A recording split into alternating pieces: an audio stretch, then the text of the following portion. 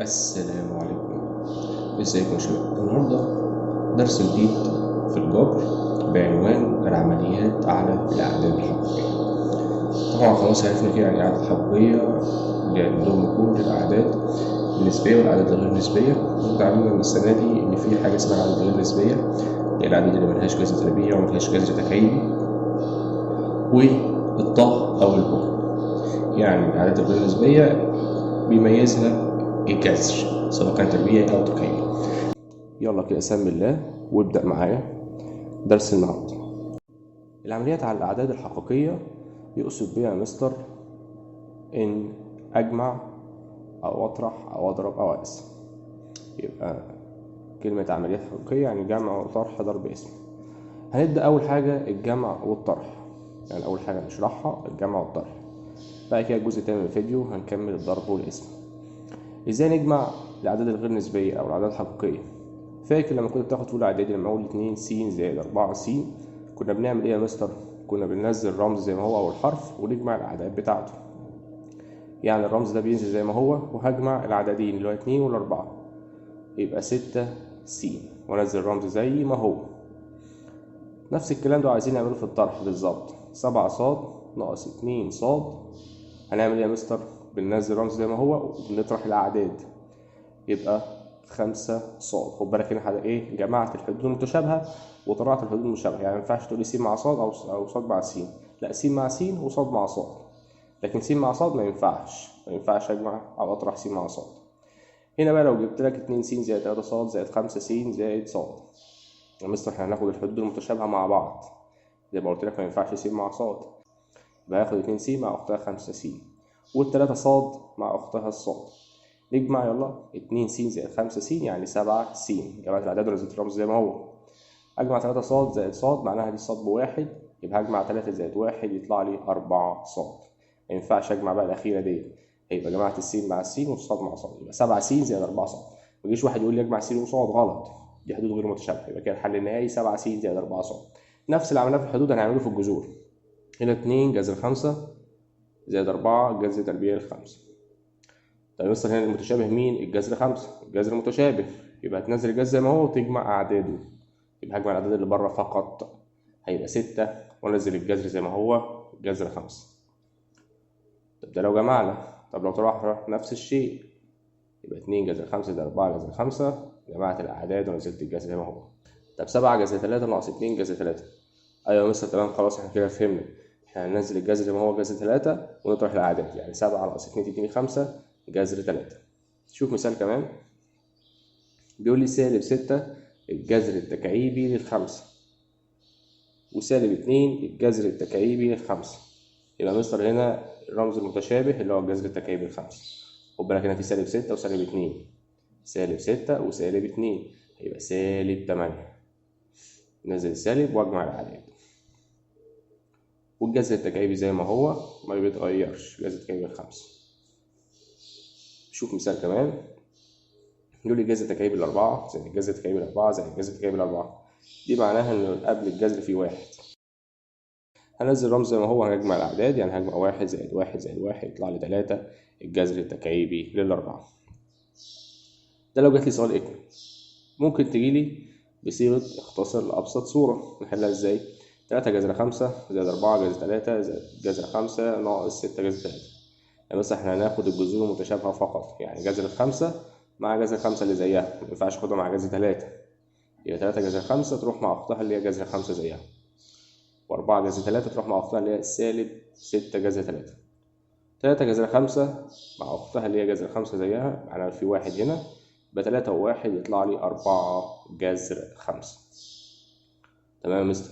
طب هناخد بقى 4 جذر 3 مع السالب 6 جذر 3. أيوه تاخدها كلها عشان محدش يقول 4 و6 غلط. تاخد موجب 4 وسالب 6.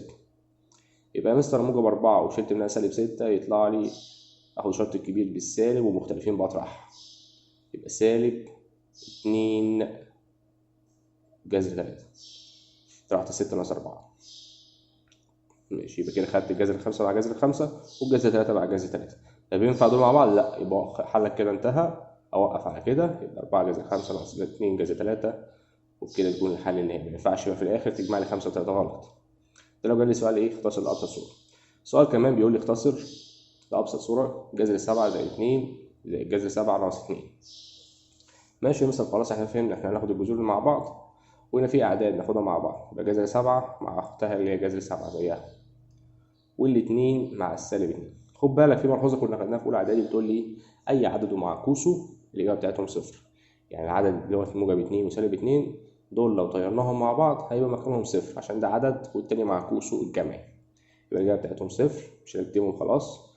يبقى كده هجمع الجذر 7 مع الجذر 7، قبل الجذر 7 في 1 ولا في 1، يبقوا 2 جذر 7. ليش واحد بقى عبقري كده بيشغل دماغه يقول لي يا مستر انا هجمع جذر 7 وجذر 7 وجذر 14؟ غلط يا حبيبي، احنا قلنا ما نجمعش الجذور، احنا بنجمع الاعداد اللي بره الجذور، بنجمع الاعداد فقط، والجذر بيفضل زي ما هو بحالته. يبقى الحل 2 جذر 7. يقول لي اذا كانت س، هنا سماها لي بقى س جذر 5 زائد 3، بس مجرد سماها، والصاد جذر 5 ناقص 3، وقال لك مره اجمعهم لي ومره اطرحهم لي.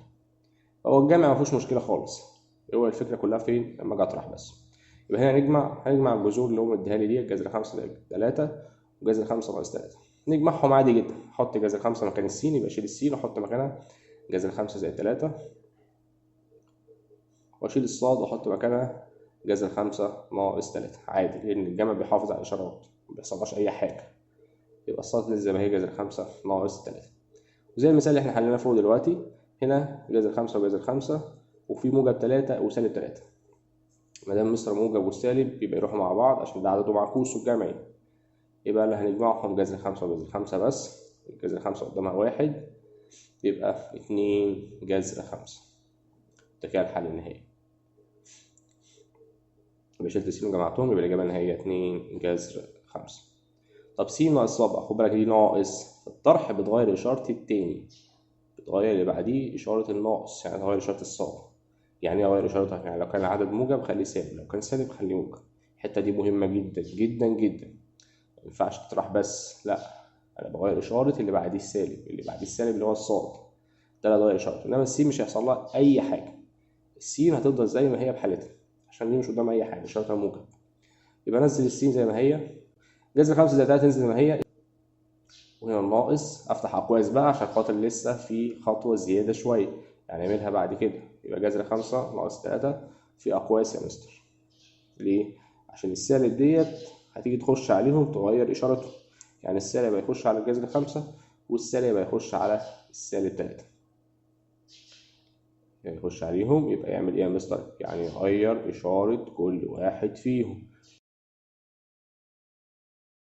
جذر 5 زائد 3 تنزل زي ما هي، السالب يخش على جذر 5 يخليها بالسالب عشان هي كانت بالموجب، يبقى سالب جذر 5، والسالب يخش على سالب 3 يخليها بالموجب عشان هي كانت سالب 3.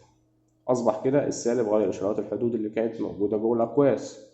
تمام يا مستر؟ بعد كده هنكمل مسألتنا عادي جدا، هناخد الإخوات مع بعض اللي هو جذر 5 وجذر 5 والتلاتة مع التلاتة. هنا بقى الآية اتقلبت، إيه اللي حصل؟ هنا جذر 5 وسالب جذر 5، ده العدد ومعكوسه، وتلاتة وتلاتة.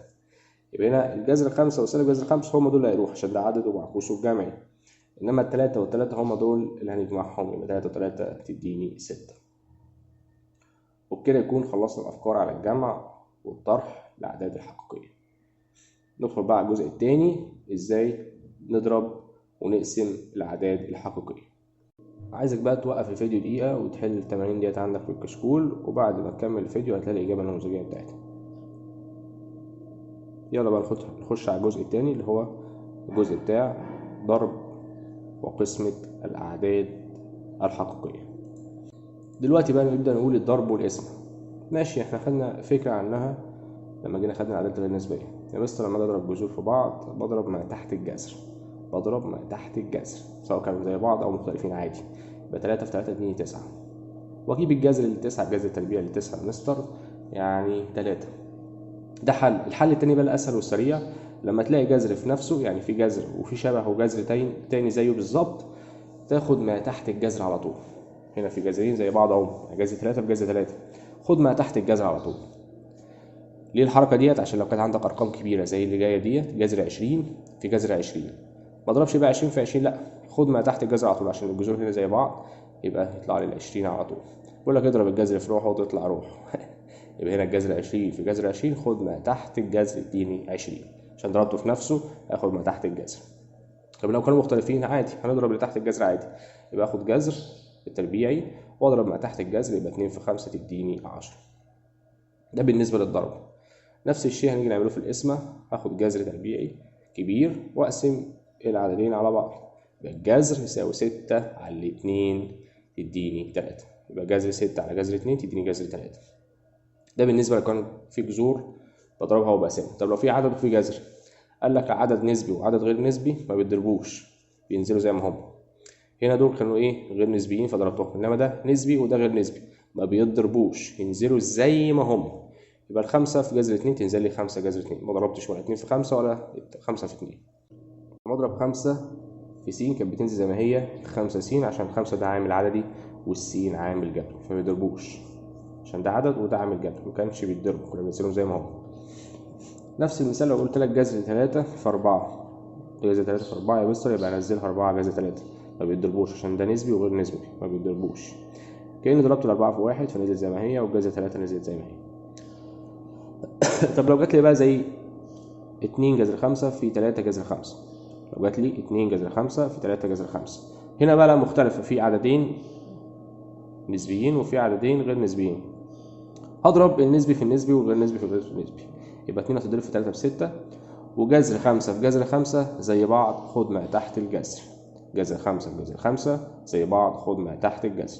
يبقى 6 جت منين؟ 2 في 3، وال5 جت منين؟ جذر 5 في جذر 5. ضربت النسبي في النسبي والغير نسبي في الغير نسبي، واضرب بعد كده الناتج النهائي 6 في 5 ضربها ضرب عادي، يطلع لي الإجابة 30. مثال كمان بيقول لي 5 جذر 3 في جذر 3. هنا قدام الجذر 3 دي في 1، يبقى كأني هضرب ال5 في الواحد وبعد كده هضرب جذر 3 في جذر 3. 5 في 1 تديني 5، وجذر 3 في جذر 3 يروح الجذر ويبقى العدد. نيجي بقى نلخص اللي احنا قلناه كله في الحصة دلوقتي. في الجمع قلنا في الجمع يا مستر بناخد حدود متشابهة فقط، يبقى هجمع الأعداد وأسيب الجذر زي ما هو، يبقى 2 زائد 5 يطلع لي 7، وأنزل الجذر زي ما هو يبقى 3. في الطرح كنا بنعمل نفس الشيء، باخد الحدود المتشابهة، يبقى 7 جذر 5 سالب 2 جذر 5، هطرح الأعداد وأسيب الجذر زي ما هو، يبقى 7 ناقص 2 يا مستر يديني 5 جذر 5. في الضرب لو كانوا مختلفين بضرب ما تحت الجذر عادي، يبقى جذر 2 وتضربها في 5 يبقى يدينا 10. هنا لو كانوا متشابهين خد ما تحت الجذر على طول، أو ممكن تضرب عادي وفي الآخر تاخد الجذر، بس الأسهل خد ما تحت الجذر ده متشابهين، يبقى الجذر يروح مع الجذر يبقى العدد، يبقى الإجابة 3. 2 في جذر 7 ده عدد نسبي وغير نسبي، أضرب النسبي والغير نسبي زي ما بيضربوش ينزلوا زي ما هم، برافو. طب لو كان عندي بقى عدد بره زي كده 2 وفي أقواس جذر 5 زائد جذر 3، طب يا مستر العدد ده ايه؟ نسبي، واللي جوه دول كلهم غير نسبيين، بيتوزع مع الأولاني والتاني زي ما كنت بتاخد في الأولى. ضرب هنا على 2 هتضرب في جذر 5 وجذر 3، يبقى 2 جذر 5 زائد 2 جذر 3، تضرب في جذر 3 تنزل جنبها عادي، يبقى الإجابة عندي 2 جذر 5 زائد 2 جذر 3، ما ينفعش أجمعهم دول غير متشابهين. لو عندي تربيع خدت في أولى إعدادي، فك قوس تربيع إزاي؟ أربع الأول أربع التاني، أضرب الأول التاني في 2، أضرب الأول في نفسه تاني في نفسه أول تاني في 2. أضرب الأول في نفسه يعني يديني 5 عشان جذر 5 وجذر 5، التاني في نفسه يعني 3 في 3 ب9، وأضرب أول في تاني في 2، الإشارة في النص موجب، 3 في جذر 5 تنزل زي ما هي، يبقى 3 جذر 5 زي ما هي تتضرب في 2 بتاعت الأس اللي فوق ديت، يطلع لي 6 جذر 5. نيجي لآخر خطوة بقى نجمع 5 و9 عشان دول أعداد، يبقى 14 زائد 6 جذر 5. عايزك بقى توقف الفيديو وتحل التمارين ديت اللي قدامك، وبعد ما تكمل الفيديو هتلاقي الإجابة النموذجية بتاعتها. شوف بقى أهم مثال في حصة النهاردة، لما يجي يقول لي اجعل المقام عددا صحيحا. السؤال ده لما يجي لك اجعل المقام عددا صحيحا، يعني اضرب بسطا ومقاما في جذر 5 في العدد اللي تحت ده. يعني هضرب العدد اللي هو 3 على جذر 5، هضربه في البسط وفي المقام، يعني هضربه فوق وتحت في المقام اللي عندي. يعني هضرب في جذر 5 بسط ومقام، يبقى 3 على جذر 5 يا مستر هتتضرب في جذر 5 على جذر 5. ليه يا مستر؟ عشان اخلص من الجذر اللي تحت ده، عشان اخلص ايه من الجذر تحت. طب بس احنا ضربنا جذر 5 على جذر 5 ديت، هو احنا جبناها منين؟ ما يا ابني جذر 5 على جذر 5 واحد، كأنك ما عملتش أي حاجة في المسألة، كأنك ما غيرتش المسألة. بس أنا بعمل الحركة دي ليه يا مستر؟ عشان أخليها عدد صحيح. يبقى كده هضرب بسط في بسط ومقام في مقام. لما اضرب بسط في بسط مقام في مقام يطلع لي الناتج في البسط 3 في جذر 5، وتحت في المقام جذر 5 في جذر 5. ده عدد نسبي في غير نسبي ينزل زي ما هو، هيبقى 3 جذر 5 زي ما هو في البسط. إنما المقام هنا جذر بجذر نفسه يروح الجذر ويفضل العدد، يبقى 3 جذر 5 على 5. 3 جذر 5 على 5 كده خليت المقام عدد صحيح. شوف مثال كمان بيقول لي 6 على جذر 2. ماشي، احنا عايزين نخلص من المقام نخلي عدد صحيح، نعمل ايه؟ اضرب بسط ومقام في جذر 2. يبقى اضرب اللي فوق في جذر 2 وتحت في جذر 2. 6 في جذر 2 ده نسبي وغير نسبي ينزلوا زي ما هما، يبقى 6 جذر 2. جذر بجذر يروح الجذر ويفضل العدد يبقى 2. هنا ممكن اختصر بقى، هو خلاص المقام بقى عدد صحيح. ممكن اختصر عشان في فوق 6 وتبقى الاسم على 2. 6 تبقى الاسم على 2 يطلع لي فيها 3، يبقى الإجابة النهائية 3 جذر 2. لو في اختصار اختصر عادي. شوف مثال كمان، 9 على 2 جذر 3. هضرب بسط مقام مستر في جذر 3، متضربش في 2، هضرب في جذر 3. احنا عايزين نخلص من الجذر بس، يبقى هضرب في جذر 3 بس. محدش يقول لي اضرب في 2، لا، ما 2 ده عدد صحيح ما بتضربش فيه، يبقى اضرب في جذر 3 بس. يبقى هضرب البسط في البسط والمقام في المقام، يبقى 9 جذر 3 زي ما هي. تحت بقى الاتنين هتنزل ملهاش دعوة، واضرب جذر بجذر يروح الجذر يفضل العدد، يبقى هي مستر هيتبقى التلاتة، وفي بره 2 في الواحد ب2، هيبقى 2 في 3 يديني 6، عشان جذر بجذر يروح الجذر بقى 3. الستة بقى دي هنكتبها فين؟ هنكتبها مستر مكان المقام بتاع العدد. طب في اختصار يا مستر؟ في اختصار، اقسم فوق وتحت على التلاتة، هيطلع لك 3 جذر 3 على الاتنين. اقسم فوق وتحت على 3 عشان 9 و6 يبقى الاسم على 3، يبقى 3 على 2 جذر 3. وبكده يكون خلصنا درس النهارده. كان معكم مستر حلمي صالح الوكيل، وشكرا.